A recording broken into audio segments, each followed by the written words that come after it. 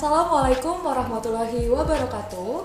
Selamat datang para pendengar Trascast KPPN Niwa, sebuah podcast yang dibangun untuk memberikan informasi dan edukasi kepada mitra kerja dan masyarakat seputar peran-peran strategis KPPN Niwa dalam pelaksanaan APBN. Selamat mendengarkan Trascast episode kedua kali ini ya. Oh iya, sehubungan dengan kondisi pandemi yang masih berlangsung, kami himbau kepada para pendengar untuk tetap menerapkan protokol kesehatan ya, baik dengan menggunakan masker, mencuci tangan, dan menjaga jarak. Nah, pada Trascast kali ini, kita akan membahas tema yang gak kalah menarik nih dari Trascast kita sebelumnya.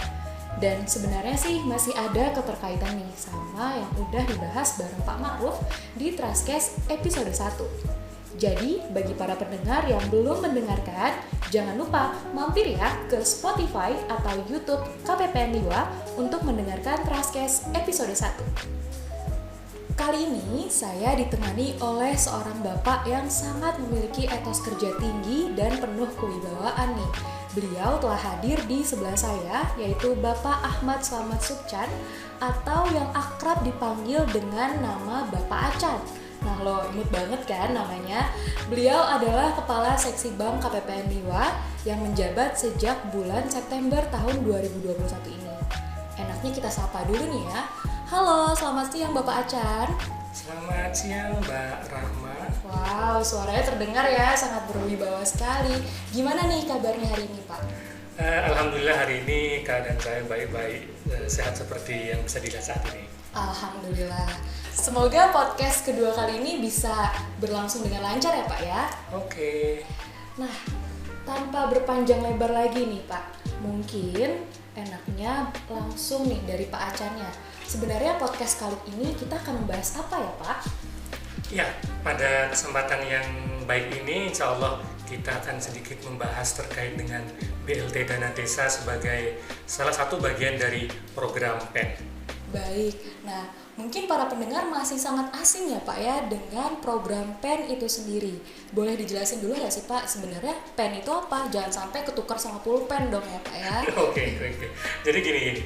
Jadi sebenarnya program PEN itu yang biasa kita dengar sehari-hari saat ini maksudnya adalah salah satu rangkaian program unggulan pemerintah dalam penanganan masalah pandemi COVID saat ini. Pemulihan ekonomi nasional, itulah kepanjangan dari PEN yang mungkin sebagian orang sering mendengar namun tidak tahu pasti apa itu kepanjangannya. Kemudian dilihat dari dampak pandemik yang terjadi di dunia saat ini, seluruh negara seakan merasakan pukulan yang sangat berat. Ekonomi seakan berhenti, jalan di tempat, bahkan mundur atau minus. Pada awal tahun 2020 merupakan pukulan berat bagi semua negara, mau itu negara maju, berkembang, maupun yang lain. Semuanya terkena dampaknya. Kita bisa lihat bandara ditutup, pusat-pusat perbelanjaan ditutup, pasar swalayan ditutup, tempat ibadah pun tak luput dari penutupan sebagai upaya menghambat penyebaran virus COVID yang sedang mendunia tersebut.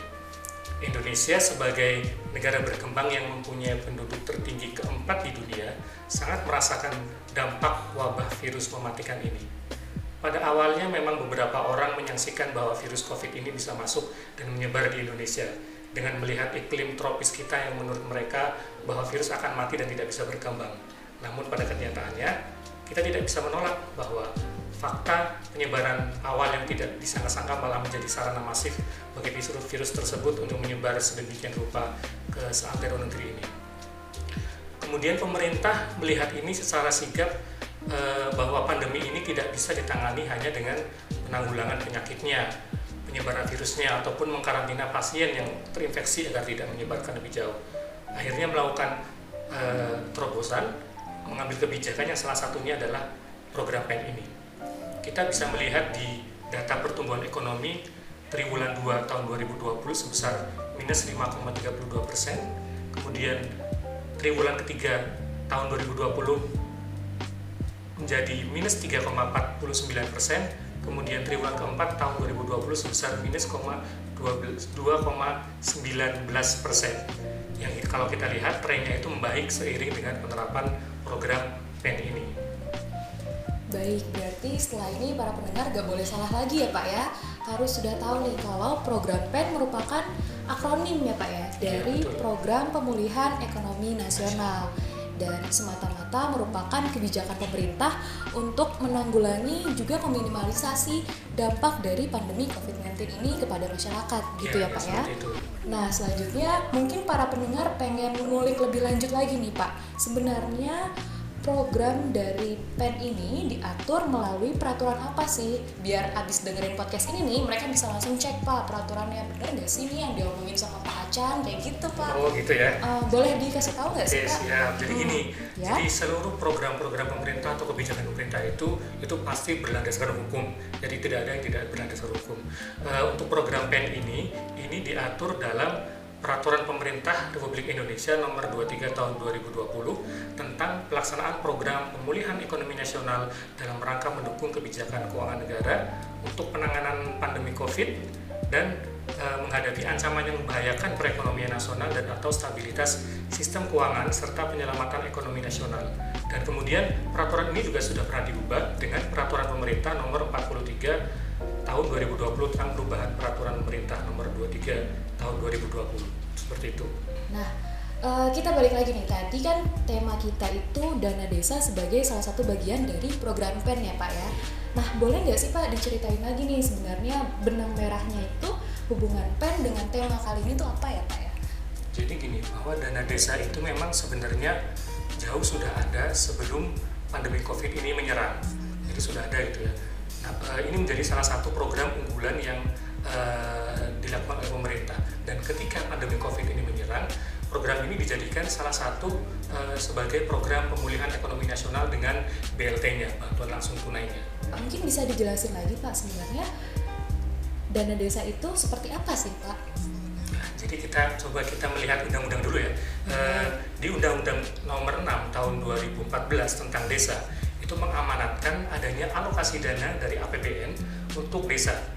Alokasi ini selanjutnya disebut dengan dana desa, yaitu dana APBN yang diperuntukkan bagi desa yang ditransfer melalui APBD kabupaten kota dan digunakan untuk membiayai penyelenggaraan pemerintahan, pelaksanaan pembangunan, pembinaan kemasyarakatan, dan pemberdayaan masyarakat.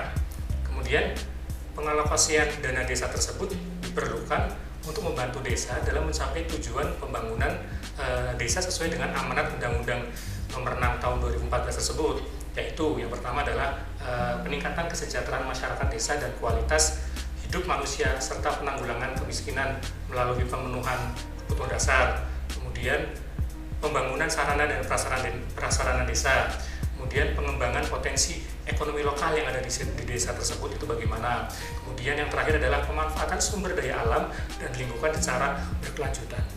Tadi Pak Aceng juga sudah singgung ya kalau dana desa ini sudah berlangsung sebelum adanya pandemi. Jadi sebenarnya dia tuh dimulainya dari tahun berapa ya Pak ya? Ya, jadi gini, saya cerita sedikit itu ya. Boleh. Jadi dana desa itu disalurkan pertama kali itu mulai tahun 2015 dengan besaran pagunya atau anggarannya itu 20,8 triliun. Dan sekarang tahun 2021 itu menjadi 72 triliun, berarti hampir 4 kali lipat dari pertama disalurkan gitu ya. Kemudian hal ini menunjukkan bahwa besarnya perhatian pemerintah terhadap pembangunan desa. Seiring dengan peningkatan alokasi tersebut, pemerintah perlu memastikan bahwa desa-desa atau dana desa yang disalurkan itu efektif untuk mendorong pembangunan desa itu sendiri. Nah, lalu saya jadi penasaran nih, dari 72 triliun itu sebenarnya fokus apa yang disasarkan oleh pemerintah dalam program dana desa tahun 2021 ini? Jadi untuk tahun 2021 ini dana desa itu difokuskan untuk 3 poin. Yang pertama adalah pemulihan ekonomi nasional sesuai dengan kewenangan desa. Ini terdiri dari pembentukan, pengembangan, dan revitalisasi badan usaha milik desa atau BUMDes itu ya. Kemudian bersama dengan BUMDesma, kemudian penyediaan listrik desa dan pengembangan usaha ekonomi produktif, utamanya yang dikelola oleh BUMDes tersebut. Yang kedua adalah fokus dari dana desa tahun 2021 ini adalah program prioritas nasional sesuai dengan kewenangan desa yang meliputi pendataan desa, pemetaan potensi dan sumber daya, pengembangan teknologi informasi dan komunikasi, pengembangan desa wisata, penguatan ketahanan pangan dan pencegahan stunting di desa serta desa inklusif. Kemudian yang ketiga adalah fokus anggaran dana desa tahun 2021 ini untuk adaptasi kebiasaan baru, yaitu desa aman dari COVID, seperti itu. Baik, nah kita udah dengar ya Pak ya gambaran umum dari dana desa itu sendiri. Mungkin kita mau masuk lebih spesifik lagi nih ya Pak. Sebenarnya dari KPPN Liwa sendiri itu menyalurkan dana desa ke wilayah mana saja ya Pak? Jadi gini, sesuai dengan wilayah kerja KPPN Liwa, wilayah kerja kita adalah Kabupaten Lampung Barat dan Kabupaten Pesisir Barat. Sehingga untuk penyaluran dana desa ini juga berkisar di 2 kabupaten tersebut. Baik, nah mungkin pendengar kita nih ada yang memang berdomisili di Kabupaten Lampung Barat dan Kabupaten Pesisir Barat Pak. Mungkin mereka juga penasaran sebenarnya alokasi, kemudian penyaluran, kemudian penerimaan dana desa untuk desa di daerah mereka tuh bagaimana gitu Pak? Oke, jadi gini, ini saya nyontek sedikit ya untuk masalah angka-angka gitu. Boleh, ya. Pak. Karena angkanya banyak ini. Iya. Jadi yang pertama adalah di Kabupaten Lampung Barat. Di Kabupaten Lampung Barat tersendiri itu terdiri dari 131 pekon atau desa dengan total dana desa sebesar 126 miliar. 126 miliar. Dari 126 miliar tersebut itu 9,12%-nya itu adalah BLT atau bantuan langsung tunai sebesar 11,5%. Itu disalurkan kepada 3.197 KPM atau keluarga penerima manfaat. Itu untuk di Lampung Barat. Kemudian untuk Kabupaten Pesisir Barat itu lebih sedikit jumlah pekonnya. Jumlahnya 116 pekon dengan total dana desa 119 miliar dan dari dana 119 miliar tersebut 14,24%-nya atau sebesar 17 miliar itu disalurkan untuk BLT dengan penerima 4.737 KPM keluarga penerima manfaat. Kalau kita melihat jumlah total di tingkat nasional gitu ya, seperti yang tadi saya sebutkan di awal, bahwa sebenarnya untuk BLT ini jumlah nasional itu mencapai 31,8 triliun untuk 8 juta keluarga. Begitu. Jadi memang kita coba kali ini membahas dana desa di sisi BLT-nya, sebagai salah satu program pemerintah yang di dalamnya itu kepada masyarakat yang terkena dampak COVID ini. Wah baik, ini makin menarik nih ya Pak pembahasannya. Saya jadi penasaran deh Pak, setelah dari tahun ini lah ya Pak ya, BLT sudah tersalurkan, lalu mungkin sudah mulai terlihat nih bagaimana sih efektivitas BLT dalam dana desa ini? Jadi gini, untuk mengukur suatu keberhasilan dari suatu program itu diperlukan tools untuk melihat dan membaca sejauh mana program tersebut bisa efektif dan efisien. Saat ini Direktorat Jenderal Perbendaharaan, Kantor Pusat Direktorat Jenderal Perbendaharaan, dalam hal ini Direktorat Pelaksanaan Anggaran itu telah pernah melakukan kajian terhadap dana desa ini, yang salah satu unsurnya adalah BLT. Ini penelitian ini dilakukan dengan dasar tahun 2020. Dari kajian yang dilakukan tahun 2020 tersebut, bahwa penyaluran BLT desa itu telah cukup efektif dilihat dari aspek ketepatan programnya, kemudian ketepatan sasaran, proses pelaksanaan penyalurannya, kemudian ketercapaian tujuan. Meskipun demikian, dalam penyalurannya itu masih ditemukan beberapa permasalahan yang biasalah kalau ada program pasti ada permasalahan gitu ya. Pasti. Itu antara lain saja. Yang pertama adalah terdapat permasalahan duplikasi penerima bantuan, kemudian exclusion error atau kalau kita bisa sampaikan adalah berhak namun tidak ada dalam daftar. Kemudian ada lagi namanya inclusion error, dia itu tidak berhak namun ada dalam daftar. Hal ini terjadi akibat lemahnya pengelolaan database penduduk miskin dan kurangnya koordinasi antar pengelola program bantuan sosial pemerintah. Kemudian untuk permasalahan yang kedua adalah keterlambatan penyaluran desa itu akibat dari terlambatnya pemerintah desa dalam memenuhi persyaratan penyaluran kepada pemerintah kabupaten kota gitu ya. Jadi akibat kurang jelasnya prosedur penyaluran BLT ini. Jadi dari desa ke pemerintah kabupaten kotanya ini agak sedikit terlambat. Ini bisa jadi karena salah satunya terkait dengan kondisi geografis yang turut mempengaruhi lambatnya pemenuhan persyaratan oleh pemerintah desa. Itu bisa jadi ini. Kemudian permasalahan lain adalah kurangnya alokasi anggaran BLT desa yang menyebabkan BLT desa tidak diterima secara penuh oleh seluruh KPN, Pak. Karena memang kan dananya juga terbatas, tidak mungkin seluruh masyarakat itu bisa diberikan BLT gitu ya. Jadi penetapan BLT ini sebagai prioritas utama penggunaan dana desa yang diikuti dengan banyaknya jumlah warga yang berhak menerima dana desa yang berpotensi menyebabkan tidak dapatnya terlaksananya program-program pemerintah desa lainnya akibat dana desa terserap untuk membayar BLT desa ini. Namun ini merupakan suatu konsekuensi ya dari kebijakan pemerintah terkait dengan penanganan pandemi COVID terhadap masyarakat pedesaan. Dari yang Bapak sampaikan tadi, rekomendasi apa sih Pak yang kira-kira sesuai untuk mengatasi permasalahan yang sebelumnya? Ya, dari permasalahan yang ditemukan oleh di dalam kajian tersebut itu bahwa bisa kita ambil beberapa rekomendasi ya. Yang pertama adalah data penduduk miskin yang dimiliki oleh pemerintah desa itu dimasukkan ke dalam data terpadu kesejahteraan sosial atau DTKS, itu untuk keperluan pemutakhiran DTKS. Kemudian data penerima bantuan sosial yang dikelola oleh kementerian lembaga di luar Kementerian Sosial itu juga agar dimasukkan ke dalam DTKS. Jadi sehingga database penduduk miskin itu jadi satu gitu, jadi tidak duplikasi ataupun tadi saya sampaikan di depan itu ada exclusion error dan inclusion error. Kemudian untuk mengatasi masalah keterlambatan itu bisa dipenuhi dengan Pemda itu menetapkan SOP pemenuhan dokumen persyaratan dana desa oleh pemerintah desa yang disampaikan ke pemerintah kabupaten kota. Jadi sehingga tidak ada keterlambatan atau tidak ada masalah lagi, jelas diatur waktunya kapan, maksimal kapan, itu seperti itu. Kemudian terkait dengan masalah kondisi geografis gitu ya, kita bisa mencoba memanfaatkan teknologi informasi sederhana, misalkan dengan penggunaan WA atau Cloud Drive, sehingga ini menjadi suatu awalan sebelum hard copy disampaikan ke pemerintah kota gitu. Baik, kayaknya saya juga kepikiran lagi nih Pak. Sebenarnya peran KPPN dalam penyaluran dana desa ini seperti apa Pak?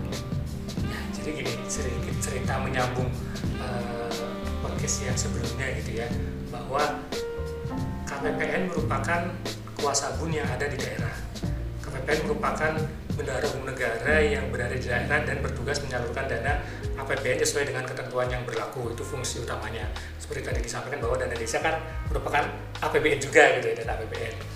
Kemudian dalam kaitannya dengan penyaluran dana desa ini, selain sebagai kuasa bun yang ada di daerah, KPPN juga berfungsi sebagai kuasa pengguna anggaran atau KPA penyalur, kemudian PPK penyalur dan PPSPM. Itu semuanya mempunyai tanggung jawab untuk sukses tidaknya penyaluran dana desa di sini. Jika dibandingkan dengan penyaluran APBN yang biasa, kita melihat contoh penyaluran selain dana desa gitu ya. Posisi KPA, kemudian PPK, PPSPM itu berada di Satker sendiri, terpisah dengan KPPN. Mereka mengerjakan SPP, SPM, kemudian disampaikan kepada KPPN sebagai kuasa bun untuk kemudian baru kita proses sesuai dengan ketentuan menjadi SP2D.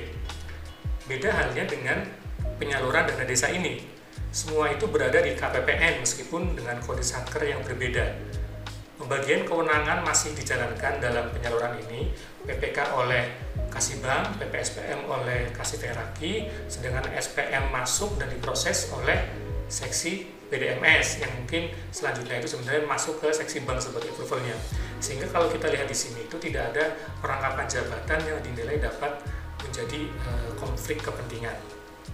Kembali ke penyaluran dana desa ini, bahwa dana desa ini tidak akan bisa cair manakala tidak ada pihak yang meminta atau menyampaikan tagihan terhadap negara. PPK dalam hal ini sebagai pihak yang meminta tagihan kepada negara untuk mentransfer sejumlah uang ke rekening desa dengan mekanisme tertentu. Dengan verifikasi dokumen yang disampaikan oleh Pemda, PPK membuat SPP yang kemudian disampaikan kepada PPSPM untuk dibuatkan SPM-nya, yang akhirnya diajukan melalui front office KPPN dan diproseslah menjadi SP2D dan cairlah uangnya, ditransfer ke rekening desa begitu. ternyata tugas dan fungsi juga peran KPPN ini sangat penting ya Pak ya dalam penyaluran dana desa. Tapi menurut pribadi saya nih ya Pak ya, kayaknya ya peran KPPN itu masih kurang dirasakan ya Pak ya. KPPN tuh kurang dirasakan keberadaannya dibandingkan dengan eselon 1 lain di Kementerian Keuangan. Nah itu kalau pendapat saya, gimana kalau pendapat Pak Acan? Jadi gini, bagi kita gitu ya, tugas yang diberikan oleh negara merupakan suatu amanah yang harus dituntaskan dengan sebaik-baiknya. Apa yang tertuang di dalam aturan-aturan PMK misalnya, peraturan Menteri Keuangan terkait dengan dana desa ataupun yang lainnya, itu harus kita laksanakan, kita jalani semaksimal mungkin. Regulasi yang sudah ada atau sudah disusun sedemikian rupa, itu sejatinya dibuat agar mempermudah pekerjaan kita sehari-hari, sehingga menjadi akselerator pembangunan masyarakat untuk masyarakat luas yang merata. Kita sebagai pelaksana di garda depan gitu ya, sebagai penyalur harus senantiasa melaksanakan tugas tersebut dengan penuh tanggung jawab. Peran penting atau tidaknya itu sebenarnya tergantung dari bagaimana penyelesaian tugas yang menjadi tanggung jawab kita tersebut. Sebagai contoh ya, manakala kita mempunyai tugas yang sangat penting misalkan, namun kita melaksanakan tugas tersebut dengan seenaknya, maka peran penting kita tersebut akan tenggelam dan menjadi tidak penting lagi. Itu bagi saya gitu ya. Kemudian coba kita menilik dengan sisi yang lain coba. Sebagai insan yang beragama, bekerja adalah suatu ibadah tersendiri. Jadi di luar sebagai kewajiban kita mencari nafkah, niatan awal sebagai ibadah akan membuat kita itu semakin nyaman bekerja sehari-hari. Tantangan dan rintangan yang kita alami itu hanyalah kerikil-kerikil kecil yang biasa kita ada dan kita lalui sehari-hari. Analogi sederhana dengan beribadah sholat misalnya, kita senantiasa berusaha agar sholat kita itu khusyuk, tenang, tumanina dan sebagainya. Apa usaha kita agar kita mendapatkan sholat tersebut gitu? Yang pertama misalkan mempelajari arti dari bacaan sholat tersebut, sehingga kita bisa meresapi apa yang kita baca dan lakukan. Sama halnya seperti kita bekerja yang kita niatkan awal sebagai ibadah. Jadi bagaimana usaha kita agar pekerjaan kita itu semakin mudah dan membuahkan hasil yang maksimal. Caranya misalkan dengan kita mempelajari aturan-aturan yang berlaku, kemudian kita memperbanyak bacaan-bacaan dan regulasi lain yang berhubungan langsung maupun tidak dengan pekerjaan yang sedang kita lakukan tersebut.